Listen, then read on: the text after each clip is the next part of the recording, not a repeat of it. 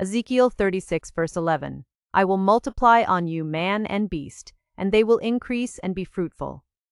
And I will cause you to be inhabited as you were formerly, and will treat you better than at the first. Thus you will know that I am the Lord.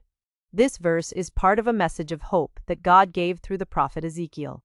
At the time, the nation of Israel had experienced judgment because its rebellion against God. The people had been scattered, their land had suffered, and their future seemed uncertain. Yet in the midst of this difficult situation, God promised restoration. The Lord declared that the land would once again be filled with people and livestock. What had become desolate would become fruitful. What had been damaged would be restored. This was not merely a promise of recovery. It was a promise that God would bless his people beyond what they had previously experienced. He said, I will treat you better than at the first. This statement reveals something important about God's character.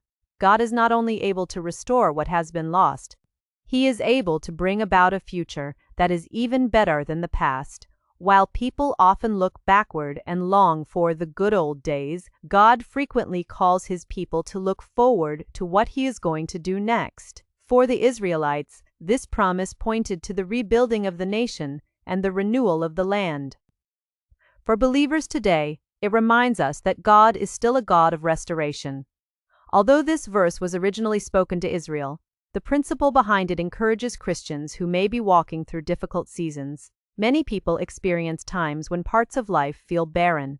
A relationship may be broken, a career may come to an unexpected end, health problems may change daily life, dreams and plans may seem to disappear. During such moments, it can feel as though the best days are gone forever. Ezekiel 36:11 reminds us that God specializes in bringing life where there appears to be none. He can rebuild what has been damaged and renew what has become worn down. While restoration may not always happen in the exact way we expect, God is able to work in situations that seem beyond repair. Notice that the purpose of this blessing was not merely human happiness. God said, "Thus you will know that I am the Lord."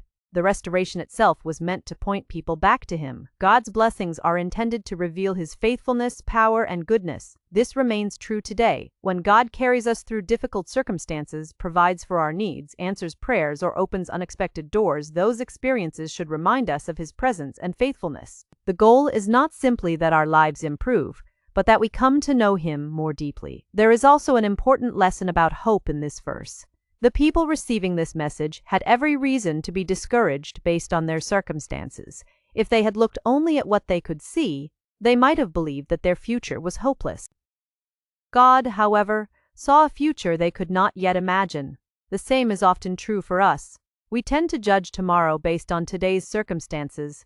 God sees the entire picture. He knows what he is doing even when we do not understand his timing or his methods. Conclusion: Ezekiel 36:11 is a powerful reminder that God is a God of restoration, renewal, and hope. He is able to take situations that seem empty and make them fruitful again. He can rebuild what has been broken and bring blessing where there has been loss. Most importantly, his work in our lives points us back to him, so that we may know that he alone is the Lord.